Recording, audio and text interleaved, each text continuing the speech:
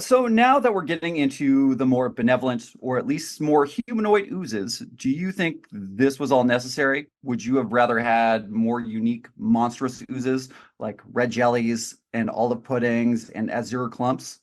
I probably would prefer more monstrous oozes. I think we've got a lot of humanoids, and it's fine, but people might enjoy the humanoids, right? Clearly, there's a market for it. I'm sure Wizards of the Coast have done their research and decided that this was a good idea, but it's not to my preference. I'm not against it per se, but I would have been more excited by more monstrous oozes. Fair Yeah, enough. I like things to have a purpose as to why they exist. So if you just throw random jellies and puddles and things and just like flash them up with like a random attack, I will be less intrigued. So I don't mind having the more like the higher tiered, frightening story backline kind of scary things as opposed to let's just make another jelly but color it differently and say that it uses fire or something like that. You know what I mean? Like Yeah. does not intrigue me in that sense. So That's fair. All right. Fair enough. Yeah.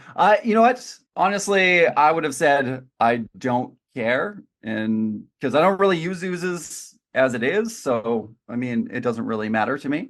Although after seeing this, because Adam wrote this question, because we all stated that we hate cold opens, and now that I see azure clumps, I actually I like that idea. So you know what? Yeah, fuck the humanoids. Give me more monstrous ones. They really do seem like a monstrous kind of thing, right? Like I don't know, it just doesn't really. I see humanoid things for a lot of things, but oozes seems like kind of a stretch. Yeah, yeah.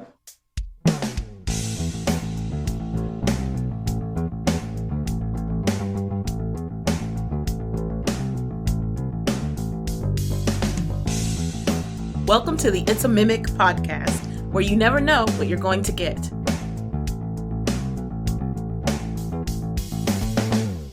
All right, welcome back to It's a Mimic, where you never know what you're going to get. Today we continue our discussion on Oozes in Dungeons and Dragons 5th edition. I am Terry. With me today are Megan and Kyle, and this episode is called Look Ooze Talking.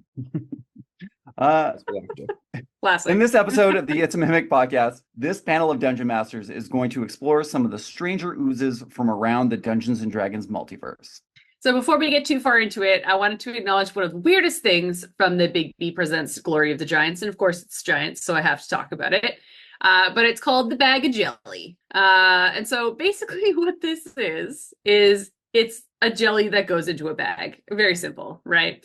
But basically, yes, these are found in the bag specifically carried by giants, kind of like dungeon scavengers found in the regular monster manual. But basically what they do is they eat any organic matter that goes into the bag itself.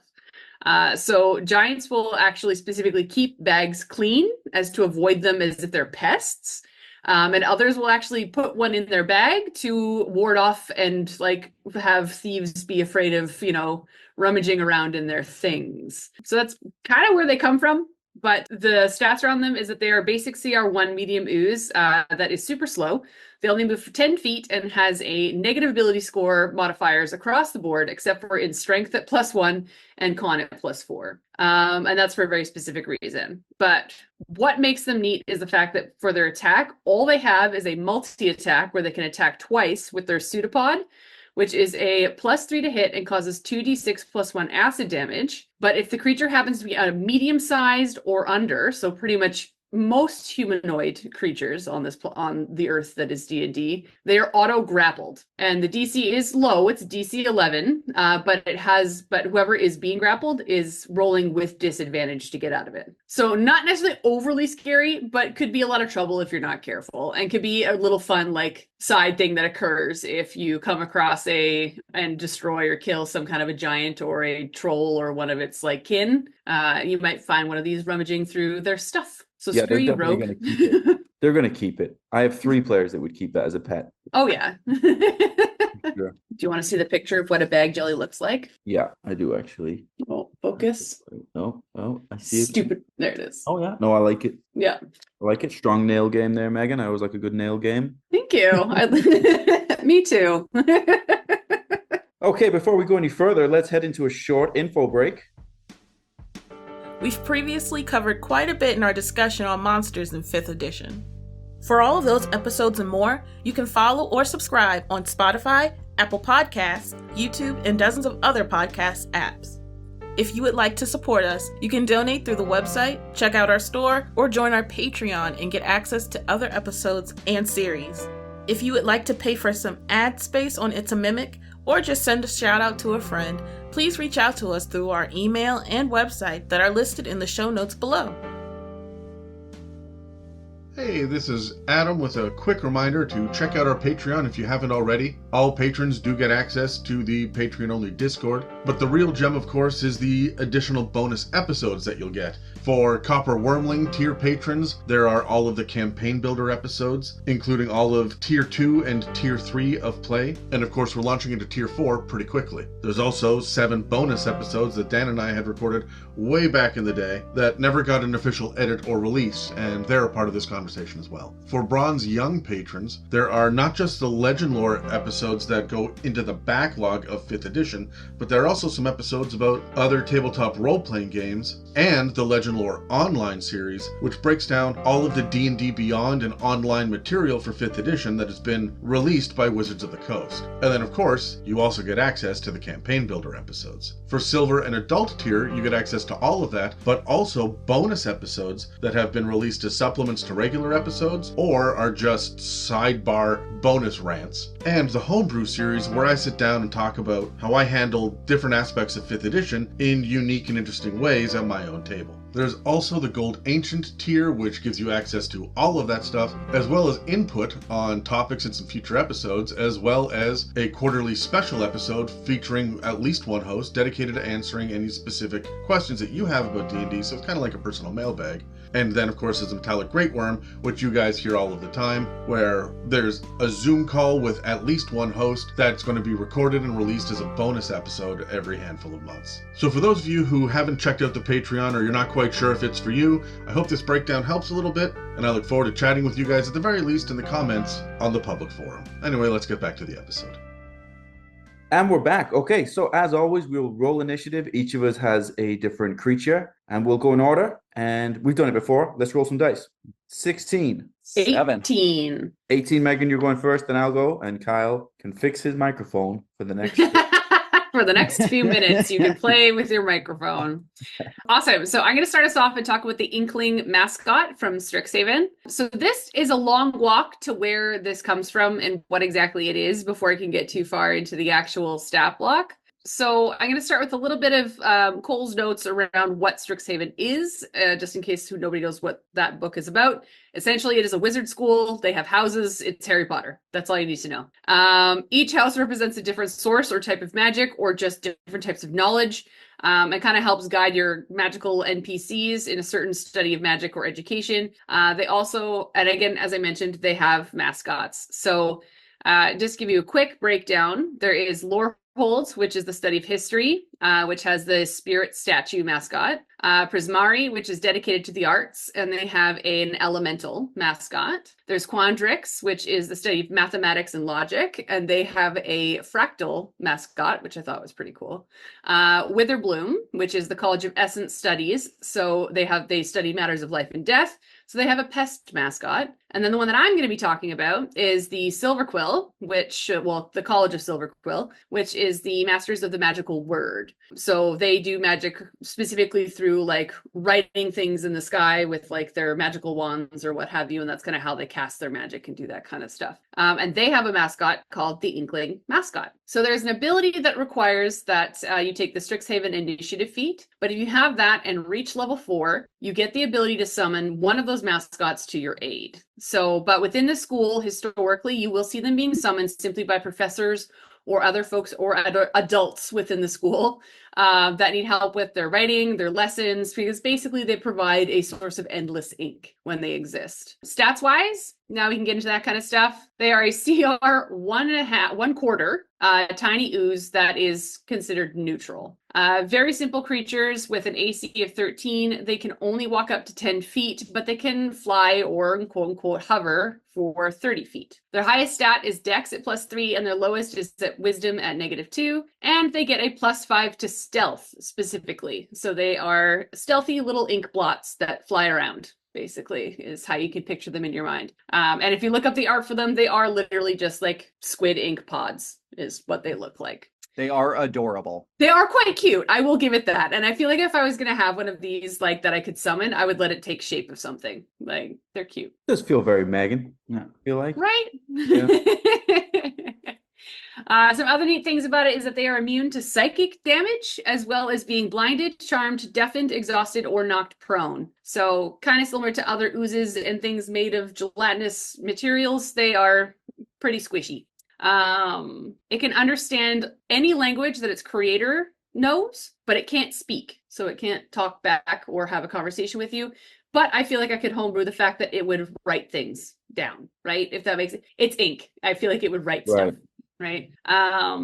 They are, and I think as most jellies that we're going to talk about today are amorphous, which means they can fit into 1-inch wide spaces. And then for the fancy stuff, for their actions, they have what's called Blot, which is a +5 melee attack that deals 1d4 +3 of psychic damage. That's just their classic, like, I'm a hit you with some ink. And then the other one they have is Ink Spray, which they can use once per day, where they actually throw ink at a target of up to 15 feet. And if someone doesn't save on a DC 12 con, they are blinded until the end of the Inkling's next turn. So this is, in my mind, their version of Pocket Stand. Yeah, for sure.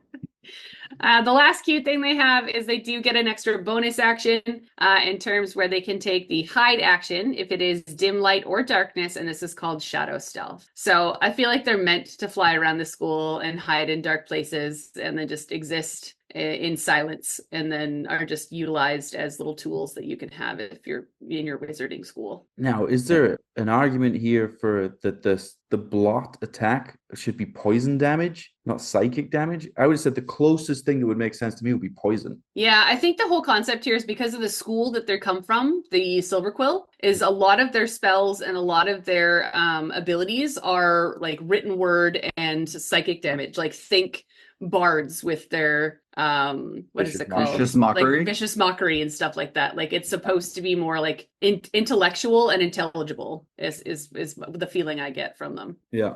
I was kind of thinking like along the lines of it being able to, like you said, Megan, being able to write things down. So it would just appear as a rude word on the wall and then just insult someone and they would take second damage from it. It says, fuck you, Gregory, like right across the wall. Your mom doesn't love you. Oh man. But that is it for the Inkling mascot. Just a cute little blot. I love this little guy, actually. Mm-hmm. And I always, every time there's something on the show, I'm like, I'm going to use it. Now I have 123 things that I need to use, but I definitely want to use this as well. All right. Okay. Let's do some questions. Let's roll initiative as is tradition. I got a natural 20, which is a rare occurrence. 4. Kyle? 7. Kyle is 7. So I will ask a question. I will answer it myself. So when it comes to role-playing initiative, role-playing initiatives? I mean, how would I like to use this for role-playing? How would I role-play this character? If it's neutral, for me, that doesn't mean that it's selfish or uninterested in any way. For me, it just means that it doesn't have any evil or necessarily lawful intent, but it could still be cheeky. I feel like this should be a cheeky little NPC where it doesn't really mean any real harm to you, but it will still be a little bit of a joker, play some tricks on you. And I think I would do it that way. The fact that it doesn't speak, I think is quite entertaining, especially with its ink-like body. It could use that to communicate, make different shapes out of itself. It could write things on the wall, like one of you said a moment ago. But I think I would play this as quite a cheeky little NPC, where me as the DM, I can run that personality, even if it's one of the pets or something, or a little sidekick. And I think it could work as some comic relief. I think that's how I would use this.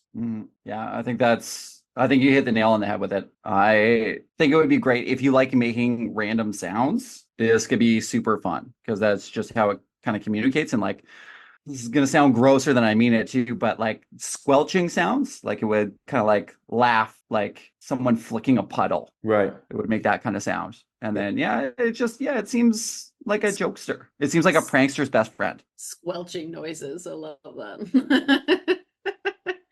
I wanted to kind of tie this into, and Kyle, you played one of these, one of the with the rune backgrounds that you can get from the Giants books. I thought this would be a really neat additive to that you can have, and as a DM, you would have to homebrew a thing. But the whole concept behind the Giants rune backgrounds is you can draw runes and it does different magical things. It would be really cool to tie this into it that you have an ink blot that can write things for you if your hands were tied or hands were bound or what have you. You can summon this little ink blot that has the ability to write your runes for you, which Interesting. I thought that was cool in terms of the fact that it can move away for like I feel like if you wanted to draw a runes or tell stories in faraway places as well, because they can go up to 30 feet, you can write things at a distance or up high if you want to send a note to someone. I think a really good like use for this in role playing would be like if you're lost in the forest or something, you can have it right in the snow or in the treetops or something so that you can be seen from a distance. Like there's a couple of really good case uses that you can use these for role playing too, right?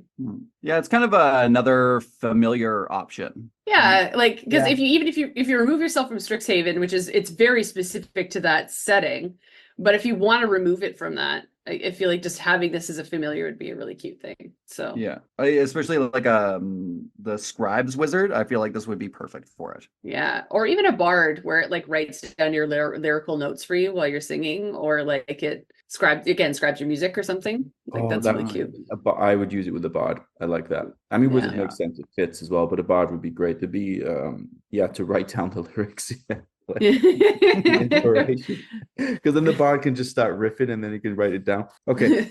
Yeah. Okay. Oh, actually, building on that, I think you would be great for performance checks, right? Like you got the bard on stage, and then this is basically acting as its shadow, playing out whatever scene the bard is singing in the background. Oh, that's cool. Like a little puppet almost. Yeah. Yeah. I do like that. Very clever. That is cute. What about exploration? Sometimes with exploration, we talk about their lairs or their nests or the environment of the creature. What comes to mind is I feel like I would have this creature doing what seemed to be like regular things for everybody else, but you would have to do it in a different way, right? So this is an ink blot mascot. What's it called? Inkling mascot. And so, for example, where it would sleep, I would probably have it sleep inside of a book and use that book as kind of like a sleeping bag. So the book would be open and then it would reach over and then pull the pages closed and then it would sleep inside there. And if you were to open it quickly as it was asleep in the middle of the night, it would just be spread across the page, maybe with a little smiley face in it or something. But I would have it live with its wizard or bard, but inside of a book, like its little sleeping bag. And that's how I imagine its little nest that it would be in. And that's it. I didn't expand from beyond that. I just imagined that cute little image in my mind. And that's what I'm going to do with mine when I bring it into the game. All right. I like that. Okay. As a nest, I like the idea of these things like self-replicating. And so you kind of walk into a cave and they're just all over the wall, right? And it looks like it's pitch black, but maybe it's like fully lit. But then they all just kind of come out and run around, and I don't know, because I guess I'm mostly picturing them as kind of a familiar thing, but I do like the idea of them running amok and being a pest. Yeah. And then they kind of like go and find other books and then make another one out of the ink out of that book. So, if they're like in a library and these things are just fucking up the books, or they're trying to torture a specific wizard by like placing themselves inside books they know he's looking for to change up the words. So it makes them like unintelligible and he has no idea how to get rid of them. It messes up his spells by changing words in them. Yeah. Oh man, I like the idea like if we went into a town where magic was running amok and folks from Strixhaven would be normally here. I imagine having like either a little shop or a bar or something where the sign out front changes every day because the ink blot has a different mood, and then it like the Inkling mascot will like it's like owned by the person who runs the bar.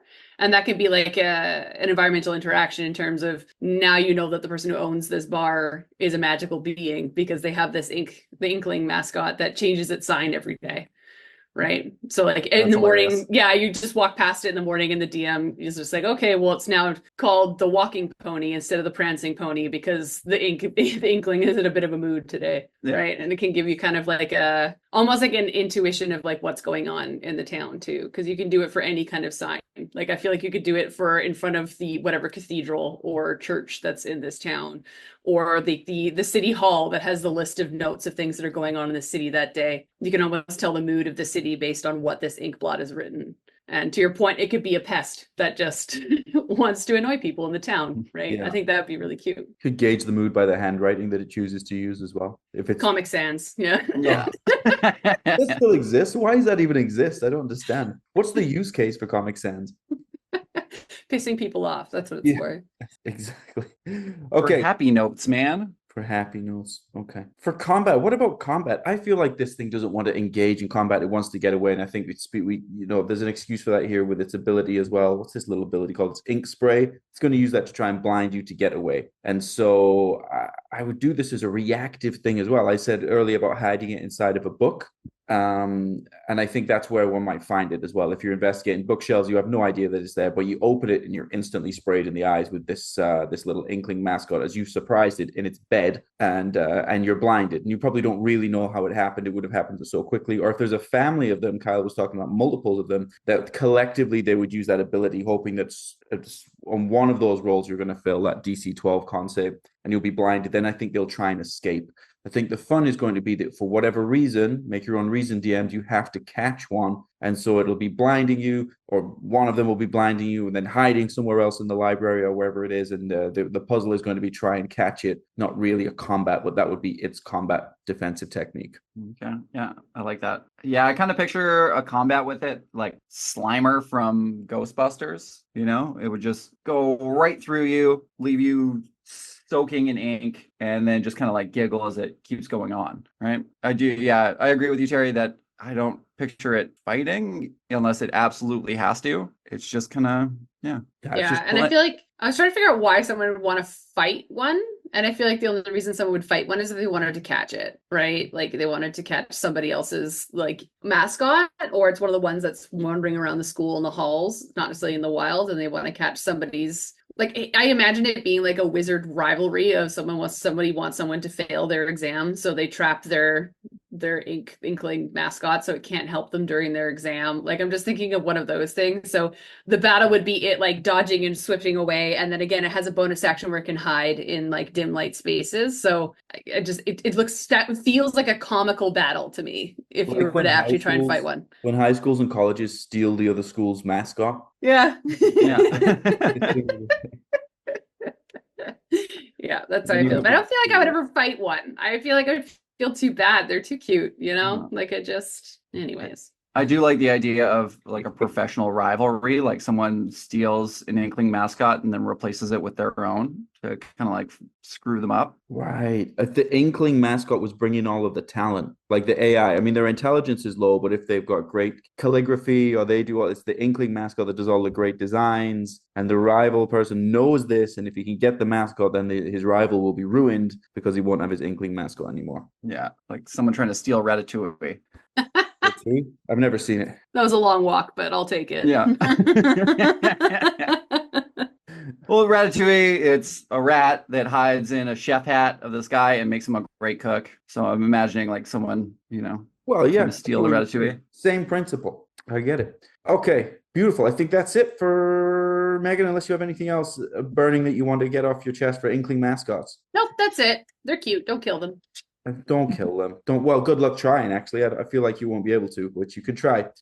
Okay, which brings us on to the next person, which, if I remember rightly, was me. And I have Plasmoids, and I got quite a bit for Plasmoids. It feels like a bit, but I talk quickly sometimes, so strap in. Maybe we'll get through it pretty quickly here. There are 3 different Plasmoid stat blocks that I have. I'm going to focus on one of them and then just talk about a couple of how the others vary a little bit. But Plasmoids are amorphous beings. They're capable of altering their shape at will. They can compress themselves into a variety of forms, actually ranging from a small blob to a more humanoid appearance, depending on their needs and their circumstances. And it's this adaptability that makes them highly versatile and capable of thriving in a wide range of environments. For their physical characteristics, they lack a fixed form, and they typically appear as a semi-translucent, gelatinous entity. Their coloration can vary and often reflect in the environment they are in or their mood, which I think could be funny or interesting.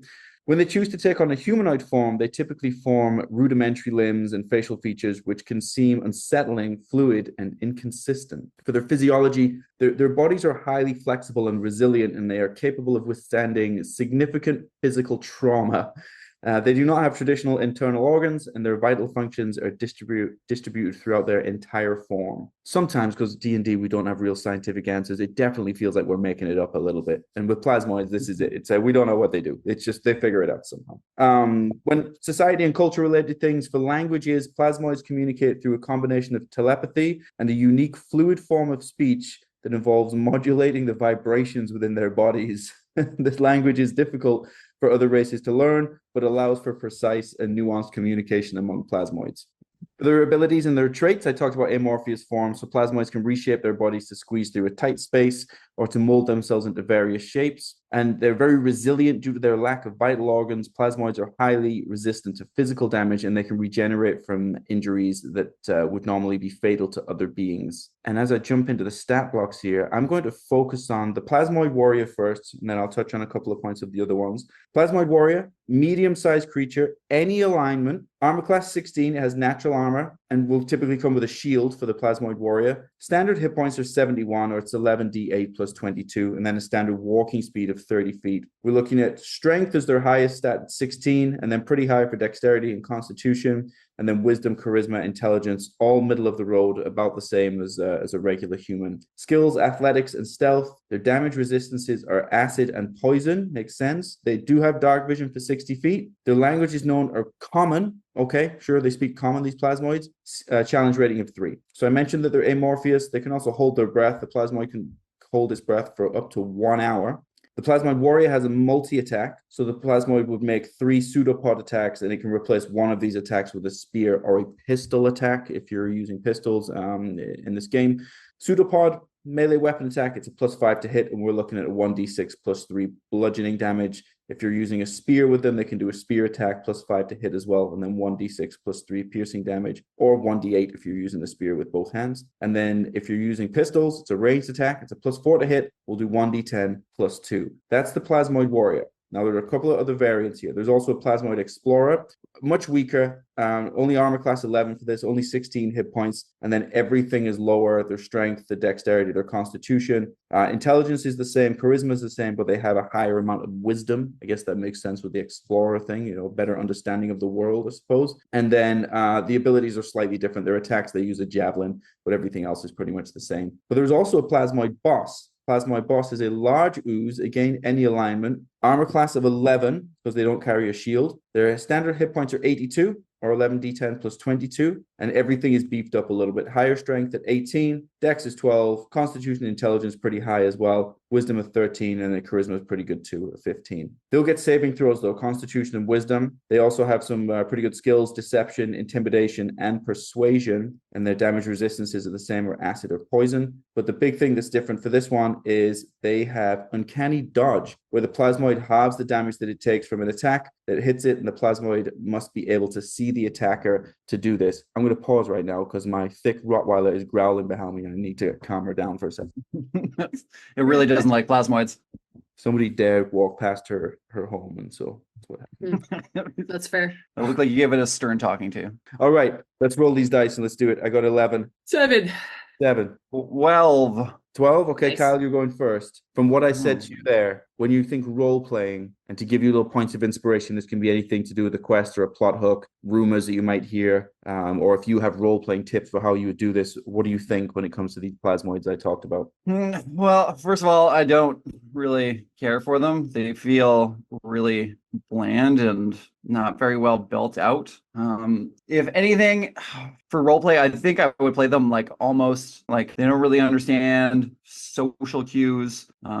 They have a weird patterns of speech. They get really attached to certain things. Like, I don't know, in The Little Mermaid, how they collect all that weird like surface shit, like here's a fork and it's right. I think it's a comb kind of thing. Like that's their kind of grasp on any sort of human nature or any sort of other species that they might come in contact with. Just they wouldn't view the universe in the same kind of way as we would. Right, that's fair. I guess they're going, yeah, I guess they're living their life a little bit differently, probably a lot differently with how they are. Makes sense.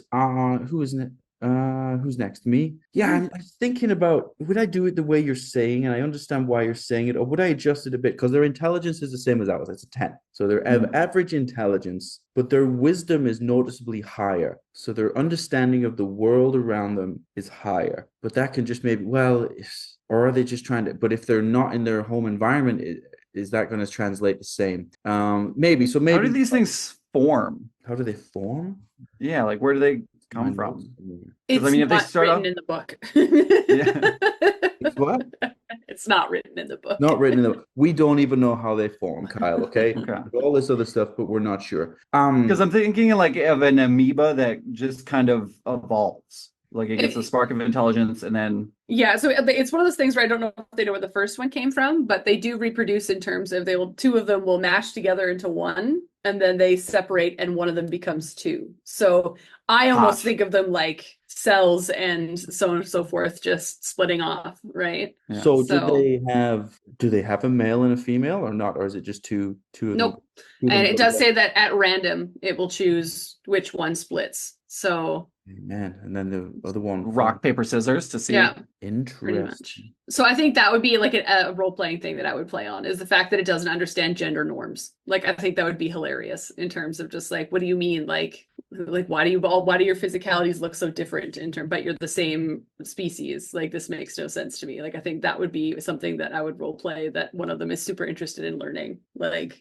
you know. Okay. Yeah, I like that. I see what you're saying. Yeah, I think I would make them, if they have a higher wisdom, maybe I would translate that as curiosity. Like they're curious about the world around them. People with lower wisdom, I suppose, are not. That's the whole point, is they never learn. They have no wisdom. They don't learn from their mistakes. They keep doing the same stuff. So I feel like I would translate that as curiosity in them, which is how they maintain their higher level of wisdom.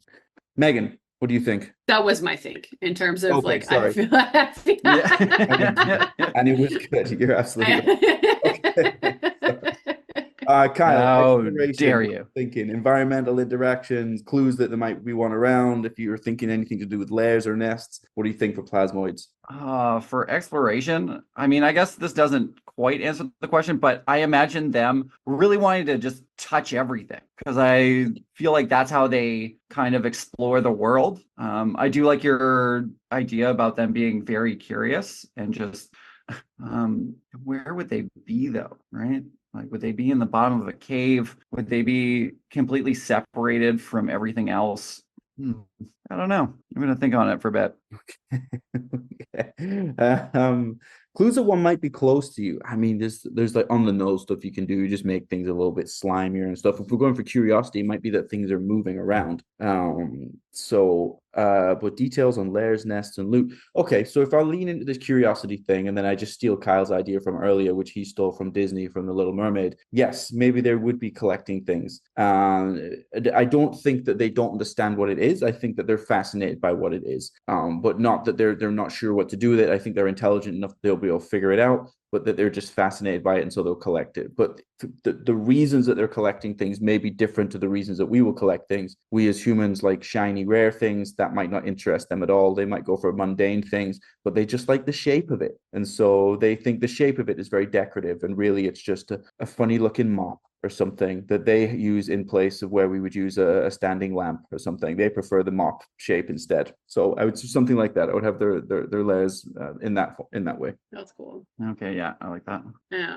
I like the idea that they do have a place that they come home to, if that makes sense.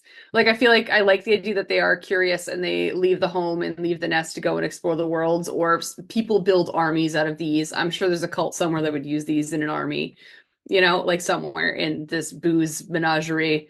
But because I'm so focused on this whole like mating ritual thing. They only do it 4 times, I think, in their lifetime. They only do it 4 times in their lifetime? 4 times in its life, a plasmoid can reproduce by joining.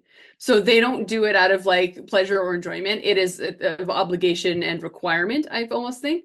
So I feel like this is going to be is like a turtle style mating ceremony where they all come to one place, Right. blob together, and then reproduce, and then unblob together. So I feel like you would know that you're coming up to one of these is like you're just the festival has begun, and it would just be a very awkward time for everybody. Oh my God. Never eat the nibbles at the Plasmoid org.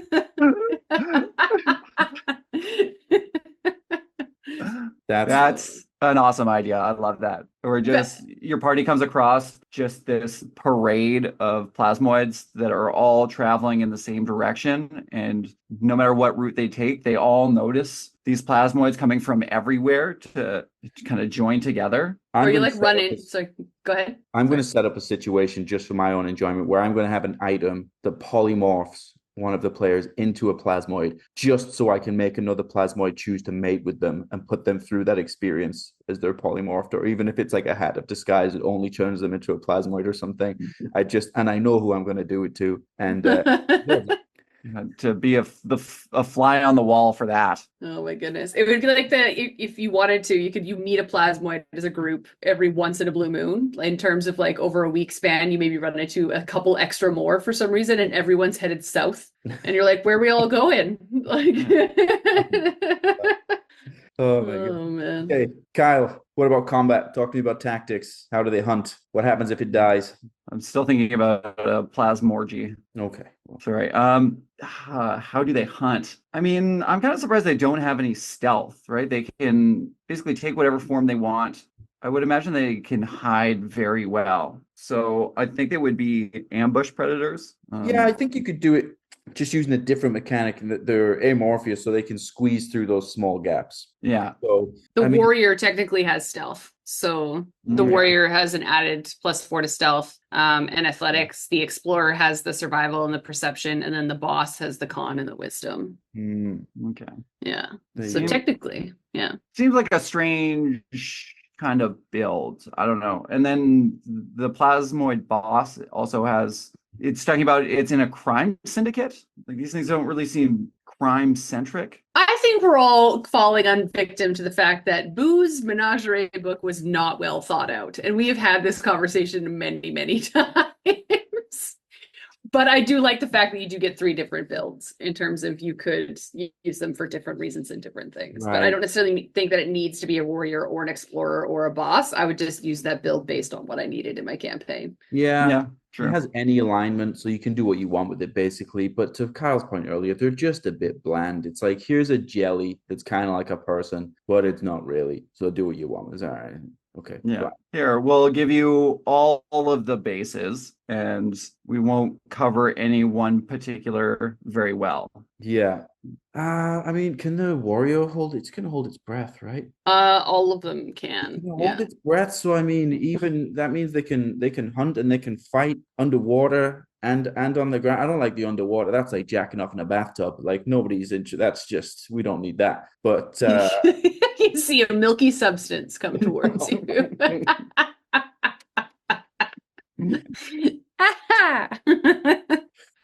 Anyway, expecting this to be the dirtiest monster of the day, but wow. here we are. it's a This is why we humanoid need to keep gelatinous the edits, cube. Adam. Yeah. You need to keep the edits so you can remove jacking off in a bathtub from the Plasmoid episode. No, I want these 3 to live with this. I'm gonna leave it in. That's where they came from originally, and nobody cleaned up. I get it. Came. Okay, Kyle. It's like an acceptable level. I didn't mean to do that, but I think, okay, if they have stealth and they're amorphous and they can, the hold the breath isn't important. I feel like they probably would be ambush hunters. If I was a plasmoid, that's what I would be gunning for in my group of plasmoids. I'd be saying, we have stealth and we're amorphous. We should be sneaking up on people and we should be ambushing them. So I think that's how they would fight. why doesn't Ooze need to breathe in the first place? I mean, it's fair. It's fair. Cells need to breathe if you think about it from a scientific standpoint. Yes, that's true. Yeah. So, but I would go the route of these would be someone would build an army of these. That's the only reason why I would see anybody wanting to have these in their presence or utilize them or have them around Yeah. is for a use. And in my mind, that use is an army of some kind for some kind of an infiltration. So, but that's my battle tactic. Build an army out of them, and that's how you're going to use them. Okay, that's the battle tactic. Okay, I love it. Yeah. All right. Yeah. I think we're done on plasmoids. Okay. Great. I'm happy to be done. All right. Okay, so we're moving on. Who's last? Kyle, it's you. That's me. So I've got Ooze-Folk. They are from the Lost Laboratory of Qualish. So basically, the story for these guys is that there was a legendary, almost mythical lost city by the name of Doingloin. I have no idea if I'm pronouncing that right, but and this city had been rediscovered by an arcane inventor by the name of Qualish. The city was originally populated by Kenku, who worshipped a unique undead Medusa that could transform people into statues of glass. When Qualish found the city, he was captured with the intention of being turned into one of these statues. And in order to escape, he basically opened a door to Jublex's slime pits, which is the 222nd layer of the abyss. And doing so flooded the city with ooze, chasing off the Kenku and basically sealing away the city from the rest of the world beneath a giant layer of clear gelatinous ooze. With the site secure, he set up a lab to continue his experiments using ooze as defenses, which is where the Ooze-Folk come in. The Ooze-Folk are not ooze in the typical sense and are actually closer to being construct than your everyday ooze. They inhabit the glass statues of the transformed victims, using them essentially as mechs to battle any interlopers who try to break into Qualish's lab. So for stat block, these are medium ooze. They are unaligned. They have an AC of 10, average hit points of 19, 30 feet of walking speed. They've got pretty low stats in intelligence, wisdom, and charisma, and their highest is con with a +5. I guess because they inhabit the glass bodies. They are immune to the blinded, charmed, deafened, exhausted, frightened, and prone position, or immunity, or oh my god, they are immune to the blinded, charmed, deafened, exhausted, frightened, and prone conditions. They have 60 feet of blind feet, 8 passive perception, no languages, and are half CR. For traits, they have fragile bones, so whenever they take 5 damage, they lose 5 feet of walking speed. They are also transparent, so even when an ooze is in plain sight, you have to pass a DC 12 perception check to spot the ooze if it has neither moved nor attacked. And a creature that tries to enter into the Ooze-Folk's space while unaware of the Ooze-Folk is surprised. For actions, they get a multi-attack where they make 1 glass longsword attack and 1 pseudopod attack. So the glass longsword is +4 to hit, 5-foot reach, 1d8 +2 slashing damage. But if they roll a 1 on an attack roll, the glass longsword shatters and they can no longer use it. Their pseudopod attack is also +4 to hit, and it deals 1d6 +2 acid damage. And that's pretty much it. There's not a whole lot on these guys. Looking at the artwork of this, it looks quite maniacal. It's kind of doing the standard supervillain pose with holding its claw up, but its intelligence is only 1, so it's less intelligent than a dog. And I don't know, I feel like the artwork doesn't fit the description of the stat block there. It's just a little observation of mine. But okay, let's roll initiative. 8, 4. I also rolled an 8. So okay, let's roll off. 10. 11. Exciting. It's close.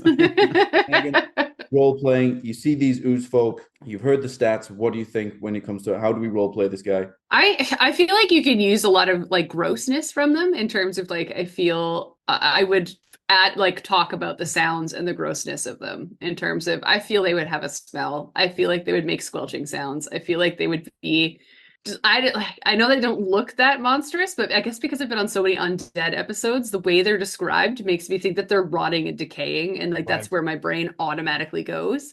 Even though that's not where this lives, that's what I would do as a DM. I would play it that way in terms of they will not be entertaining to interact with, in terms of how just being around them would make you feel gross and like you need a shower. You know what I mean?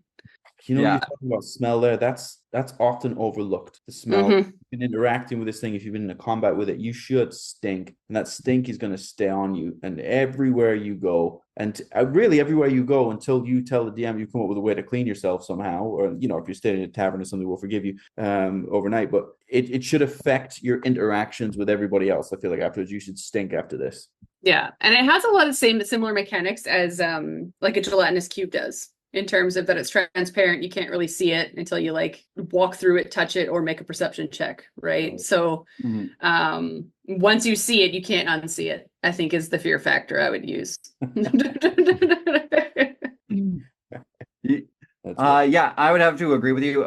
And the smell is a really good point. I didn't think about that before, but I mean, these things are basically piloting dead bodies, right? They just coat a statue that was once a person and use that to move around. So it would be an ooze that's mixed with the smell of like a decaying body that's also being eaten at the same time. Yeah, it would be really gross. Yeah, I mean, you're really painting a picture there. That's disgusting. Yeah. Thank you. Yeah. What about exploration? I mean, I feel like all of us were kind of role-playing exploration, similar answers there, but exploration specifically, who's first? Megan. I am.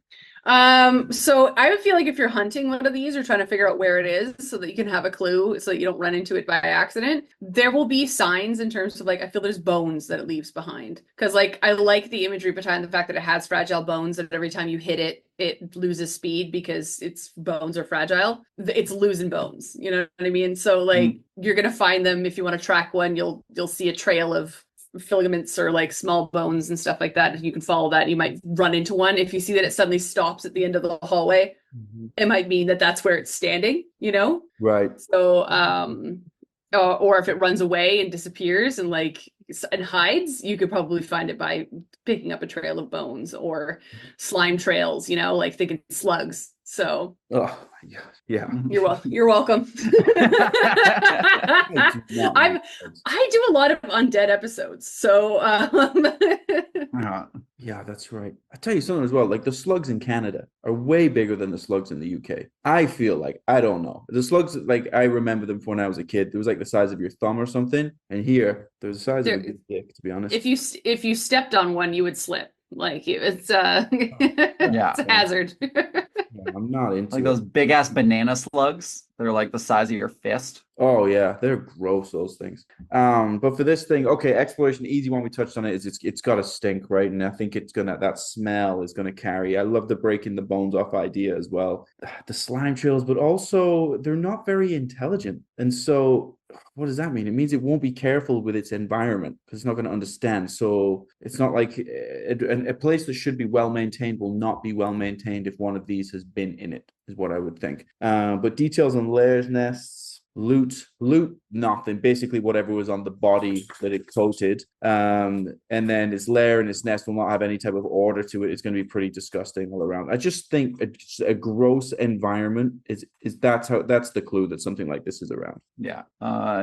Building on that, I like the idea of a big hollow cavern and there's a continual drip sound, you know, just like drip, yeah, drip, drip. But maybe it sounds a little bit wrong, like it sounds a little bit thicker than it should. Just kind of something to give it away. I do really like the bone idea. So how these are introduced in the Lost Laboratory is essentially in a big room, there's like 25 to 30 of these glass statues, and they're all taken over by these Ooze-Folk. So if you took that and then just had this room full of statues and each of them are missing some kind of limb, like maybe some of them are missing a couple toes, an arm, a hand, a leg, just something to kind of give away that maybe these aren't regular statues because the breaks are too random and don't look like just natural decay. Yeah, these things are weird because Ooze-Folk suggests some sort of culture, society, but their intelligence and their wisdom are both far too low for that. I don't get folk from these creatures, so no. Yeah, it's weird. It's because of the dead bodies they're piloting. Yeah. Right. Okay. Yeah, that's right. But it would be better if it was Ooze/folk. Right. Like the folk is not them. The folk is what they're piloting. That's right. Yeah. Some other type of folk. Megan, combat, what do we think? They bore me. I'm just kidding. I like why do they have a glass sword? Is there a reason behind that? Because they're in a city that was taken over by a Medusa that could turn people to glass instead of stone. Got you. Okay. That connection now makes sense. Yeah. And so the city was also populated by a whole bunch of Kenku who basically worshipped the Medusa. And so they kind of worship the statues as well. I love that. Sorry, hold on. My cat is now being a pain. 1 second. My dog's being an asshole too, so I'm gonna hear that. Hey, no squeaks. Help me out. It's okay. I lion cut my cat last week, so he's a little upset. Oh no. Yeah. Well, if you like that, I think you'll like the next part too. So the Medusa, it was originally worshipped as like a god in the city, and then it died. So the Kenku raised it, so it was an undead Medusa So that would turn people to stone. that's Or- cool. So basically, these are, yeah, I feel like these would be an army of something like that for sure. But in terms of battle and like battle strategies, I feel like they're not smart enough to not fight you if you fight it, because I feel like their survival would kick in terms of if something's hitting me, I'm gonna hit it back. I don't think they'll have that inkling to run away either. So I think that you're gonna be up close and personal with this thing. So it's gonna be breathing up in your face. It's gonna try and get as close as it can because that's the only attacks it has. It doesn't really have ranged abilities. So in order to defend itself, it knows it has to get close to you. So you are going to be in hand-to-hand combat with this thing if you are going to have to fight one. Yeah, absolutely. With their lower challenge rating, so they're a challenge rating of a half. Half, yeah. But with They're- all of those immunities for combat, like it better be going your way because you're going to be low level. So you might think, oh, this is going to be easy. But if your spells are not working or if they're too numerous and they can't be blinded, can't be charmed, can't be deafened, can't be exhausted, which means they're just going to keep coming, and they can't be frightened or knocked prone, you got to think outside of the box a little bit and you better get it right. Because if you start blowing your spell slots when you don't have a lot, you're going to be in trouble with these guys. So I think I would just go with a type of a relentless approach to them. I think they would just try and overwhelm you, and then just make you blow all your slots and stuff. That's how I would use it, and then it would go south pretty quick. Yeah, I would have to agree with that. It would be about numbers, right? With an AC of 10 and 19 hit points, they are about trying to overwhelm people. Yeah. I guess this isn't really a combat inspiration, but more of a quest idea. I really like the idea of merging these with undead, right? And so these things would take over or join an undead body, and then I'm thinking about the fragile bones trait, right? Where it joins up with an undead body. And so you're fighting these undead, you knock off a leg, and then that leg gets replaced by an oozy leg, right? So they are these things like flood a cemetery and then bring all the dead bodies back up and start attacking a city. I like reminding folks of that visual, the fact that they're Frankenstein on the inside, right? Like there's an arm here, a leg there, a torso here, like maybe a foot for a hand at one point, you know, like they can't quite figure out where it goes.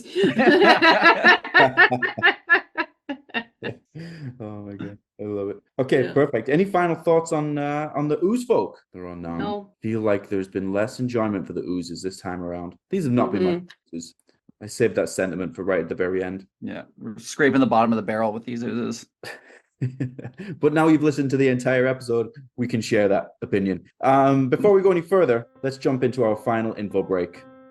If you've been inspired by the conversation in this episode, please feel free to reach out and share your creativity and ideas with us and the rest of the community.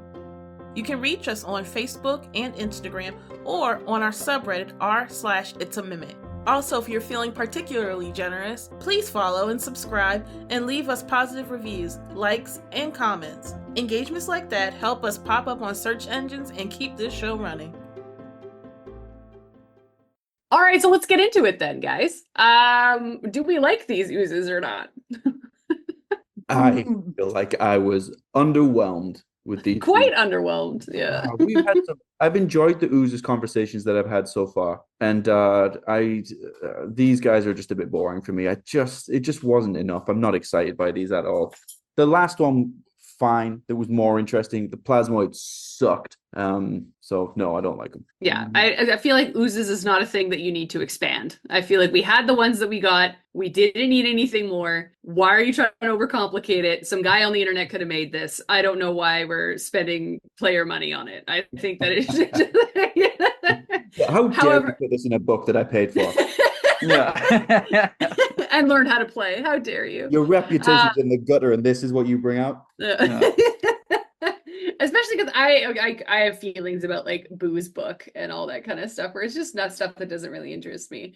But I mean, I will say that the Inkling mascot was freaking adorable, even though it was like so hyper focused in one very specific part. You can only use it if you have a very specific feat. Like it's very specific. I would use it anywhere. I think it's the cutest damn thing I've ever seen. I'm just going to use it anyway. That's right. The Inkling mascot was pretty good. I'm just going to use it if I want to. Mm-hmm. Yeah.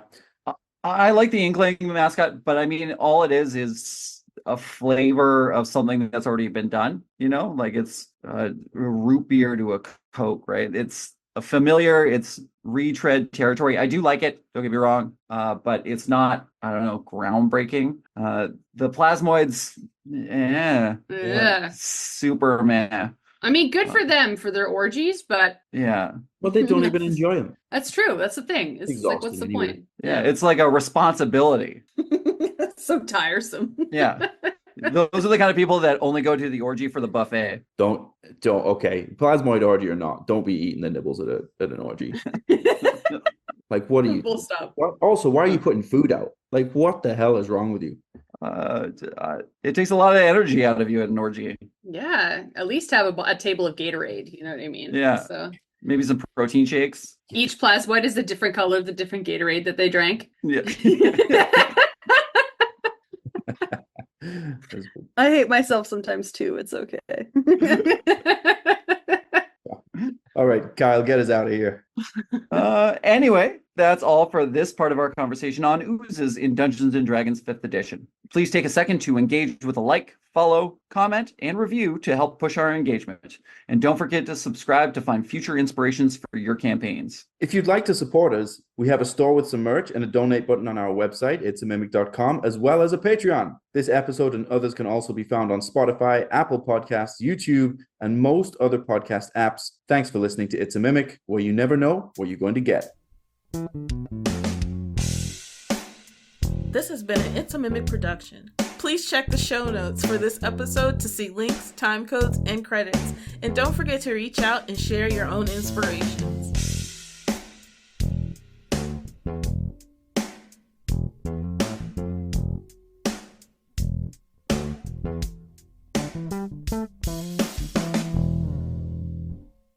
I went to a winery in New West at the weekend. I didn't even know they had a winery there. It's right by Steel and Oak. It's not bad. Oh, it's like in that same little like underpass corner. Yeah, it's kind of in the underpass corner, but if you walk past Steel and Oak, you get to that alleyway where I guess there's like auto shops and stuff, I imagine, down there. But if you walk... Yeah, they have the Enterprises there for car rentals. That's right. Yeah, that one. If you walk down that alleyway, there's a winery down there. It's got a nice little patio as well. What? Yeah. Interesting. I mean, it's not like Okanagan standard, but the wine was pretty good, actually. I was impressed. It doesn't exactly sound like the classiest place for a winery. Like they did well. It's like a winery. They've done it. They've done it with the same kind of brewery style. It's a lot of wood, high tables. Yeah, and the fact that Steel and Oak is right there, it's you know, they've got a partner. It was all right though. It was nice. I didn't know that. Like, I feel like there are few and far between of wineries as a whole in our city. So it's been there for 20 years. No, it hasn't. Lies and slander. 19 years, they said, actually. Oh my God. It was like, you guys got to fix your marketing. You guys, I would say, get a marketing guy. Like, what's going on? Yeah, there's a 19-year-old who'll do your social media for you guys. Like, yeah, absolutely. just hire Gen Z. You'll be fine. Why won't you? I mean, I guess it does make sense for a winery to be there because isn't that like the wedding district as well? Yes and no. Like New West is, but like where that is sitting, like all of the wedding shops are on the other side of New West. Yeah, that's right. So it's a bit of a trek. So kind of popping right now, New West. They're throwing up a load of new buildings and stuff. There's things there. Yeah, I would like to go back and live in New West. I used to live there. I gotta choose my next spot. My lease is up here end of July, and I don't think I'm gonna stay. I got a 3-bedroom place, and 2 of the bedrooms I'm not even using. One of them's got a yoga mat in, and then one of them's just got some furniture that I'm not even using. So it's just a waste. So my building doesn't have any amenities or anything, so I need to move, I think. Yeah, that makes sense. How you doing, Kyle? Okay. I can't figure it out. Is this audio quality all right? Sounds all right to me, yeah. Okay. Let's just go with this, I guess. I mean, Megan, Rather than hold you guys up all evening. Quality. Well, the thing is, you can never tell until it compresses and moves it into regular audio. So Because it'll sound like one thing on Zoom, and then it'll sound like another once they compress it. Right. Well, fingers crossed, I guess. Fingers crossed. We good to go? Yep. Yeah, Let's do it.